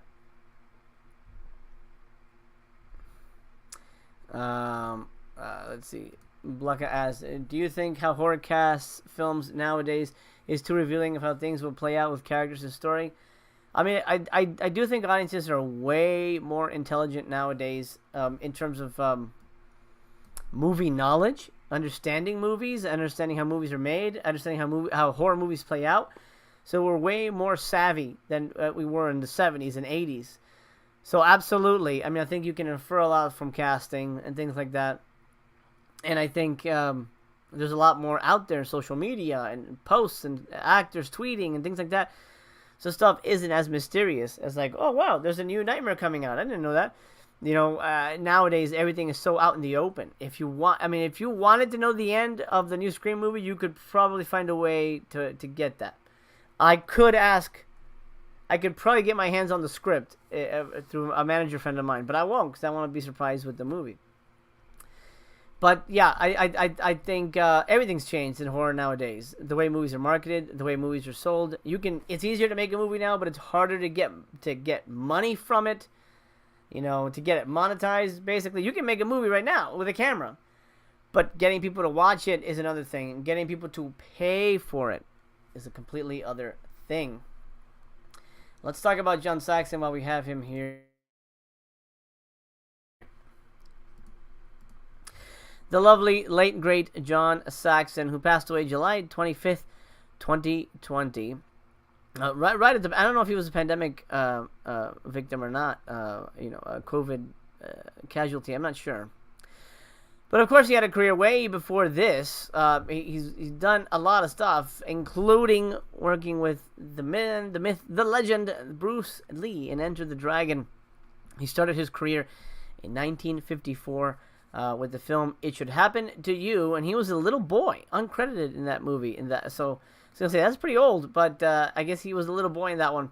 And I didn't know he was a child actor, but there you go. He has only one directing credit for the 1988 film Death House, which I'm not familiar with, but I'm surprised he didn't direct more. Maybe he just really hated it. It is easier to act.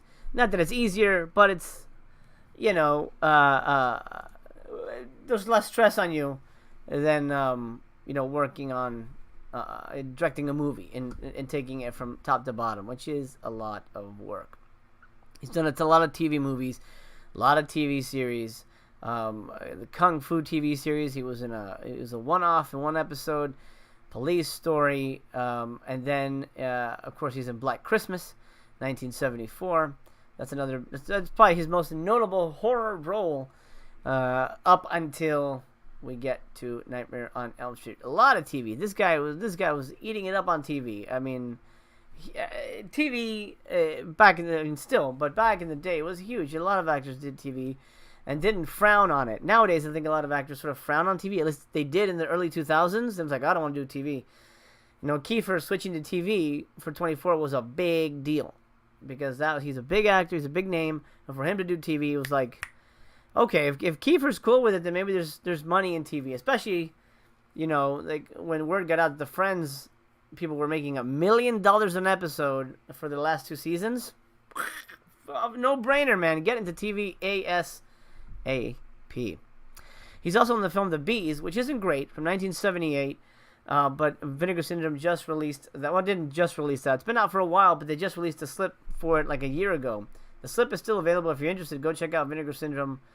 Who, by the way, isn't not sponsoring any of this. He's been in a ton of other notable movies that you may or may not have heard of. Battle Beyond the Stars, which is Blood Beach, which I feel is a little slow, but I know a lot of people love that movie. Again, more TV, Magnum P.I., Scarecrow and Mrs. King, Fantasy Island. He was Cyrano de Bergerac. He played like a whole bunch of different roles. I guess he was a recurring character on that because he's got like 6 episodes. And then right after Fantasy Island sort of tapped out, he was Lieutenant Thompson in this movie. And he's great. He's a good dad. I think he's a solid dad. We're gonna see Joseph Whipp later on, who will go on to play the sheriff in Woodsboro. He's a good dad. He's a good dad in this movie. I like him in this. I think he cares about Nancy. Obviously divorced family. They're dealing with stuff. But he doesn't come off like an idiot. You know what I mean? So, which is hard to do. And as a dad, I always hate when dads are treated like morons, which happens quite a bit. And I'm glad that wasn't the case. He's awesome in Nightmare on Elm Street. Went on to do a ton more television. He appears in Nightmare 3. My Mom's a Werewolf, which is a great movie. Great, quote unquote, for me. I really enjoyed that movie. Beverly Hills Cop 3. I always forget that he's in that. But he plays one of the henchmen, which is, well, not one of the henchmen. I guess he's like, he runs the park or something. But yeah, I was surprised that he's in that movie. But I'm one of the fans of that one. I really like Beverly Hills Cop. I like the whole franchise. And I hope Part 4 is really good. But story for another time. His last film from 2017 was The Extra. I have not seen it. He plays a character called Victor Valenti. It looks like an independent comedy, like a love story kind of thing, directed by Mike Donahue. I don't know it, and I don't think there's a place to see it, which is indicative of the struggles of making an independent movie. Yeah, you can make it. Yeah, you can put big names in it. That doesn't mean people are going to see it. That doesn't mean you're going to get distribution. And sadly, it doesn't mean you're going to make money off of it. And that's where it is now. That's the truth. 100% the truth. It's awful. It's awful to make movies nowadays. It's completely awful. It's heartbreaking, man. Blugga says, I don't know how to word this right, but do you think it adds to a film if when you go back and watch horrors that had A-listers nowadays? Well, Johnny Depp wasn't famous nowadays. You know, back in the day, that was his first movie, so nobody knew Johnny Depp. I think it helps rediscover a movie. I know movies with like young Sandra Bullock have been re-released just because, Sandra Bullock was in this. So absolutely, it helps that movie, and it helps that movie. You know, you go back and like, or like Neve Campbell was in a horror movie called The Dark. Oh, I think it was a Canadian movie right before she moved, and got Party of Five. I'm like, I love Neve Campbell. I gotta watch that Dark movie. So yeah, it does help the producers of the movie if you luck out on getting a celebrity in your film. Retroactively, it makes your movie look cool because you had this person in it. Yeah, absolutely. So that's it for cast. I don't. Where's the Robert interview? I just had it. There we go. Okay, I'm gonna get the Robert interview queued up here. Because, of course, we have to hear from the man, the myth, the legend, Robert Englund. Because without him, there wouldn't be a Freddy. And as we walk down this boiler room to get ready for the finale, the big final battle, we're 13 minutes from the end. Isn't that crazy? I've been talking this whole time. Holy shit. I should do commentaries for Blu-rays. Take a little coffee break there. Kruger, she's there. Go fuck him up, Nancy. Go fuck him up. While we hear from Robert Englund himself. Now, this interview that I will be reading from is by Katie Kroll from Looper.com. And this is what she, or Katie, I'm guessing is a girl. It's a lady. This is what she asks to kick things off. What impact has the Nightmare on Elm Street franchise had on your life? And this is in the words of Robert Englund himself. It was a happy accident for me. In the early 1980s, I was in a huge hit series called V. It was the #1 miniseries, and then it became a television series. Like Roots, it was huge. It was an international hit, and I began going overseas to film festivals and award shows. Simultaneously, I had a hiatus between the miniseries and the television series, and the only project that fit into my schedule was Nightmare on Elm Street. So I did it, and lo and behold, it was also an overnight international success. There he is. There he is on screen right there. Sorry. Okay, back to Robert. And it made me an international actor overnight. Because of that happy accident, I was able to start working abroad. I've done maybe a dozen movies in Europe. I've done movies in Africa and Russia. I've done movies in South America and Mexico. Lots of movies in Canada, and it's all because of the success of Nightmare on Elm Street. Horror movies and science fiction and fantasy films speak this international language. And that's something you don't learn in acting school or drama school. It's something that your agent isn't really that aware of because they're just trying to get you on the next hit TV show in Hollywood. Our comedy stars don't travel well. Nobody knows our big comedy stars in Europe, and we don't know their big comedy stars. We know their big action stars like Jason Statham. We know their big sexy stars like Javier Bardem and Penelope Cruz, and they know ours. But we don't know their comedy stars. But horror and action movie stars, we cross the Atlantic and Pacific better. We're known in Japan and Latin America, and that was the greatest gift that was given to me by the success of my horror franchise. I love that. Okay, this is MC again. I love that that kind of match cut to her falling off of the boiler room and then into the trellis. And then she takes it to the streets, as they say. I love it. She's in badass mode right now. And this is like, you know, I love that. We are missing that. We were missing a lot of this from Final Girls. I think, you know, Scream 5 did a good bit, Final Girl-wise. But then again, the Sam Carpenter character is mentally disturbed. So maybe that's what led her to do that. This is Robert Englund again. The question is, what's your favorite memory filming as Freddy? Robert answers, in 1994 we did part 7, Wes Craven's New Nightmare, and I was done filming early one day. I would come in real early to get my makeup on, like 5 o'clock in the morning. I would start shooting around 8 or 9, and sometimes I would be done by 1 o'clock. They had a child in that movie, a child witness. It makes you worry more as a viewer, and we had to work around the kid's schedule. So I was usually done by 1 o'clock in the afternoon. They'd serve this great free lunch on the movie set. I would take my makeup off and run off to get my free lunch. I always love a free lunch. And I would eat with the great actor John Saxon, who was a big teen star in the 1950s. He knew everybody in Hollywood. I'd have lunch, and since I wasn't working anymore, I'd have a glass or two of wine. I'd sit down with John. I got stories about Elvis Presley and James Dean. Let me pause right here. That's Joseph Whipp right there. We will see him again as the sheriff in Scream. He will return. So his character, in my mind, goes from being the deputy here. He moves to Woodsboro. He hopes will be a quieter town. And then, of course, Scream unfolds. Okay, back to Robert. I got stories about Bruce Lee and stories about working with great directors like John Huston. I got stories about Clint Eastwood and Robert Duvall. He worked in Robert Redford's very first movie and even had better billing than Redford. I got all these stories about what they were like and when they were young and how the studios used to make them have these pretend dates. They would pair you up with another actor that was under contract at the same studio and make you go out like you were dating. I love the MacGyver stuff, by the way. This is so fun. Okay, sorry, back to Robert. Then the publicist and the press would photograph you out at a fancy restaurant. He was telling me all that stuff. It was my oral history of Hollywood in the 40s, 50s, and 60s through the eyes of John Saxon. I'm just old enough to know everybody he was talking about and to be a fan of those actors as well. So it was great. Now, the next question is about how he got into character. And this is Robert. While she home alones the shit out of Freddy, we'll talk about, we'll find out how he got into character.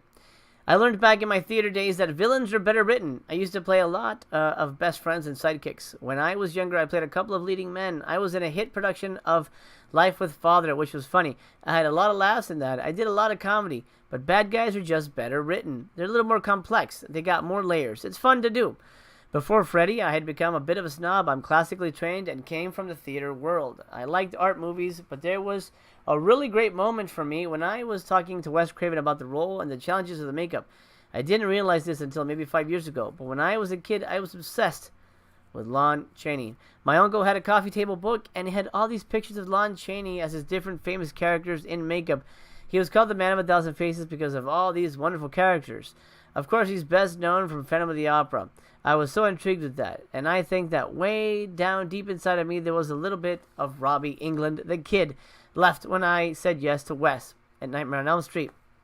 I was always wanting to meet the challenge of the makeup. When I finally got all that makeup on and found the voice and the way the character moved, I realized I didn't have to worry about what Robert Englund looked like. I was hidden under the makeup so I could use all of those tricks that I had from theater, changing my voice, changing the way I moved. It was larger than life. I had to live up to the exaggerated scenery and special effects that were going on around me. Freddy exists in the imagination of his potential victims, which means he can be portrayed a little bit stylized. It was really liberating for me to play the part because I had just come from doing television where there's a little voice in your head that says, don't get caught acting. You're fighting that all the time and trying to be very still and very quiet and not really act. So it was very liberating. I think I'm a better actor for it now that I've come back to working without the makeup. And take a pause real quick because I always wondered if the dad saw that too. Does the dad see Freddy melt into the bed? I'm guessing he does. I mean, at this point, how the fuck does he not believe Nancy that there's some crazy shit going on?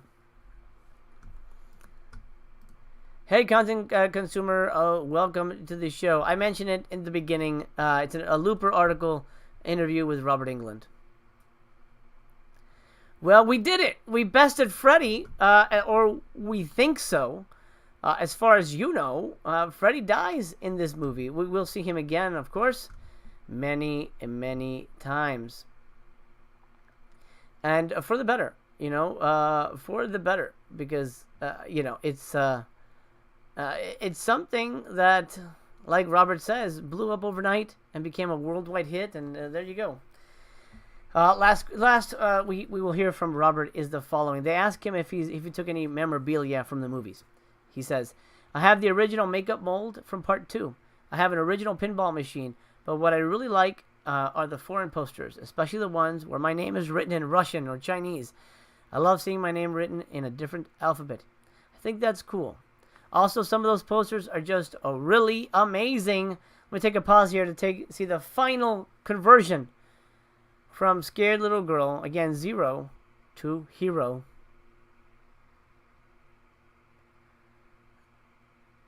I mean, it's obviously she can't kill him. I mean, this pretty much tells us that he can't die, no matter what. Even if he's brought into the real world, it's not going to work.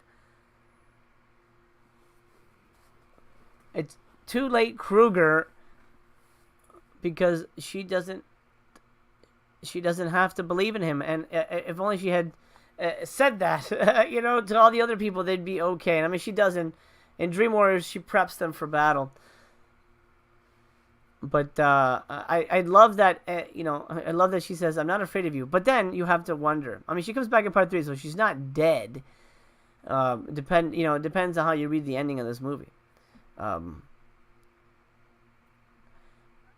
But you have to wonder if maybe she did die here. Maybe she does die here, and then this is her switching dimensions. But then, how is she in part 3? It's confusing. And I know Wes was not a big fan of this ending at all.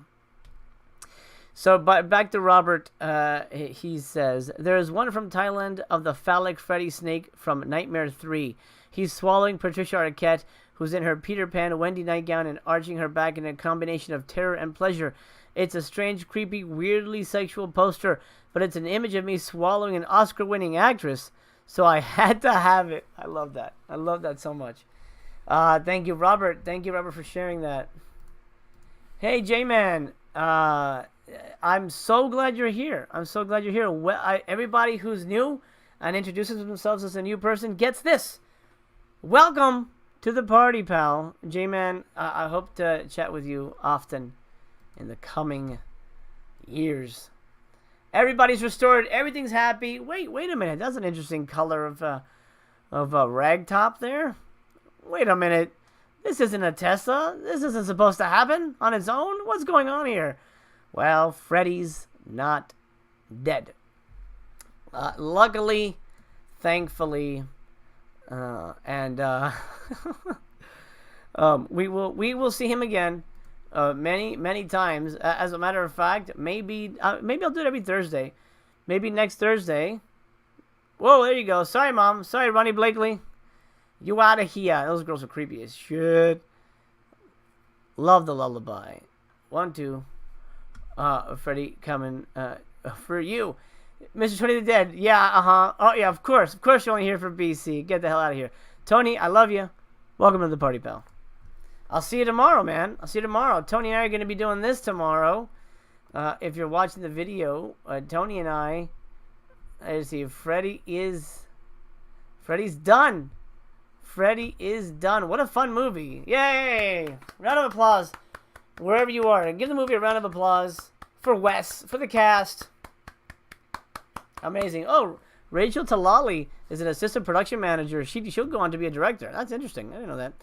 Anyway, Tony the Dead and I will be here Friday night, tomorrow night, for Date Night Double Dare, episode 1. We're going to be joined by our wives as they make us watch chick flicks. We've already seen them, and we're just going to be reviewing them live. Marry Me, starring Jennifer Lopez and Owen Wilson, and The Lost City that uses a CGI jungle. What the hell? Anyway, I hope you'll join us for that. And then next Thursday, we're going to continue the party, pal, with the one, the only Nightmare on Elm Street 2. Dare I say, the gayest Nightmare on Elm Street. And it's funny that if you've seen the Scream Queen documentary, the director says, "What?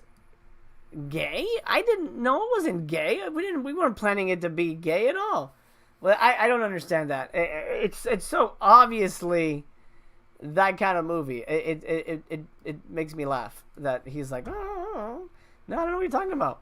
But we'll talk about we'll talk about maybe we'll have I think we would die if we do a drinking game. We'd take a shot every time, something remotely gay happens, because there'd be too much of it. There'd be too much of it.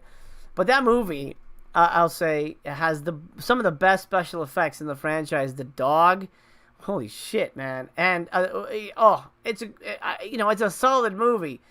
And we'll be watching it live next Thursday, so make sure you have that ready. I have to find it. I'm sure it's streaming somewhere. I'll find it. I'll make sure I have it, obviously, so we can all do that. All right. Let's call it a day. This has been the first ever, holy God, first of many watch-alongs. And the good news is, and beyond the fact that you have to provide the movie, the good news is we can do big movies. So, real quick in the chat, what movie would you like to watch along with me? And I'm going to do the running commentary thing again because I hate silence. If you're here to listen or watch, it's got to be worth your time. So drop in some titles that you'd like to watch along with me. Obviously, I'm already committed to the Nightmare franchise, so we'll do the Nightmare movies. And then going forward, let me know what you guys would like to do. Blucka, thanks for hanging out, man. Nice stream. Have a good day. I appreciate that, Blucka. You rock, dude. Thank you so much for being here. Mr. 20 Dead says Amityville Karen. I don't know. Not many people have that one. But probably something that's more mainstream. More mainstream. Ooh, that's a good one, Blucka. 7? You know what? That's pretty damn good. You know what? Yes. It goes on the list. 7. Hell yeah. Okay, 7 is coming up. Ryan, what a good choice. Happiness of the Katakuris. I love that movie. But I don't know if that's easy to find. I don't know I don't know if it's streaming anywhere. I don't want to get too weird, at least in the beginning, until this thing, gets a little bigger. I don't know that it's streaming anywhere. It's on Tubi. Well, the problem is we can't do Tubi because Tubi has commercials. So that's tricky. No, it's only on Prime for $3. I don't want to make people pay for anything. But I do like that movie. And Lady Dinesh says, watch along of The Thing. The Thing is great. That's another good one. Okay, The Thing. 7. Great. I like that. Let's do it. Identity. Oh, wow. What a weird choice. That's interesting. Let me think about that. Mondo wants me to do Hereditary. Oh, I could. Yeah. Why not? Yeah, I could do that. Razor says Zodiac. Blugga, Nightcrawler. I love Nightcrawler. I consider Nightcrawler a kind of a horror movie. That's a good damn movie. I love that movie, dude. I love that movie.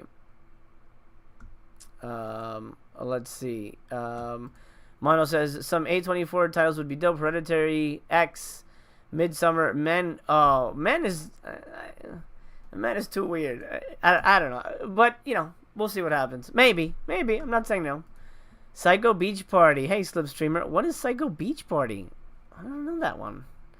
It has to be easy to find. It has to be something either on Amazon or Netflix that people can just grab for free. They don't have the disc. That's helpful. Like a big movie is Zodiac 7. That's I could see that. Predator. That'd be kind of fun. Yeah. Mondo loved Men. Really? Oh, I'm glad to hear it. Mondo, They Live. You know what? I'm definitely gonna do the Carpenters. I'm definitely gonna do the big hit Carpenters. But what do you think I should do? Again, I'm gonna talk to the live real quick. Should I continue in order, or should I change it up? Like, should next week be Nightmare 2, or should we do 7? You know, or should we do Halloween? I mean, Halloween is Halloween. I don't know. People want to watch that again. But, you know, should I change it up, or should I just finish Nightmare and then continue with one-offs, or do Nightmare 1, 7, Nightmare 2, Hereditary, you know, that kind of stuff. I'm curious what you guys would tune in for. Maniac starring Elijah Wood. That's not bad, Tony. That's not a bad one. I don't like that movie, but that's a good choice. Secret Window. Wow, Bluck is throwing out some interesting suggestions here. I remember that being pretty good. Gosh, I don't know. Secret Window. That's kind of interesting. I'll have to think about that. But yeah, parameters, and you guys watching and not live can leave it in the comments. Parameters has to be something easy to find, either streaming or, you know, one of those like everybody has this disc kind of thing. Because I don't want people to have to buy anything. You know, this is free entertainment. You know, we're all having a fun time watching a movie, and it's just me, you know, tossing stuff your way in terms of info. Backslaw, The Fly. Damn, that's a good one. Yes, The Fly. I haven't seen that in a while. The fucking Fly, yes. And you know what I'll do? I can't, because the channel restarted. I don't have community tabs. I might do a video announcing the watch-alongs. So stay tuned for that. And I'll give the dates. Like, okay, on this day we'll watch blah, blah, blah. On this day we'll watch blah, blah, blah. Tony says, Secret Window. I just mentioned that the other day. There you go. So maybe it was meant to be. Lady Dinesh is cool with finishing the Nightmare series. It's been so long since I've watched any of the films in the franchise. Okay, sounds good. And Ryan agrees. Nightmare in Order sounds great. But you know we're going to have a great time no matter what order. That's right. That's what I promise. A good dang time. And Tony says to go every other week for Nightmare. Well, I you know, the votes have it. We're gonna go in order on Nightmare, and then we'll change it up. Mandy is a good choice, Mondo. Butterfly Effect is a really good choice. Paul says Altered from 06. Altered. I don't know that one. Altered States? No, that's not from 06. I'm trying to get around my thing here. You know what? Keep them coming. I gotta end the stream just because life finds a way, and I gotta deal with being a dad, which I love. So I gotta focus on that. Keep the suggestions coming in the comments down below. Remember to leave a thumbs up because that really helps, guys. Really helps. I'm trying to get that watch time up. So you know, I would love for that. I would love to get there sooner than later. Blucka, Headless Horseman would be great for a watch along day one. Spoiler alert, absolutely going to happen. Absolutely going to happen. Well, we have an issue though. We're running into issues in post. To be 100% honest and transparent, I don't think we're going to make our release date. I don't see how. We're still in editing. The movie's supposed to be out in a month. But it's actually on Tubi, so we have commercials, and commercials are going to be different for everybody. So that might be hard. That actually might be tricky. But I'm down to do it if you guys want to deal with the trailers. And the commercials, I mean.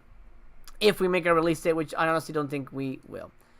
Wild Zero would be fun, but again, it's too weird. It's not too many people have that one, unless it's streaming somewhere. Planet says streams are good for watch time, man. They are indeed. Just put them on in the background as I do work. I appreciate that, Mondo. And join me. I'll be back later tonight, really, 6 p.m. PST, 9 p.m. EST. BC will be here. He called me and goes, oh my god, I have a great idea for a video. I love Massacre Video, and I want to talk all about their new releases. Can I host it? I'm like, yeah, do it, man. Go. So BC and I will see you later tonight here on this channel, the new channel, and we're going to be talking all about Massacre Video, which I'm kind of a fan of, but they have some gross shit. But BC is a sick individual, and he loves their stuff. So he'll be creaming his jeans over that label later tonight. Ryan says, I'm gonna leave my PC watching while I'm sleeping too. Thank you, Ryan. All that shit helps very, very much.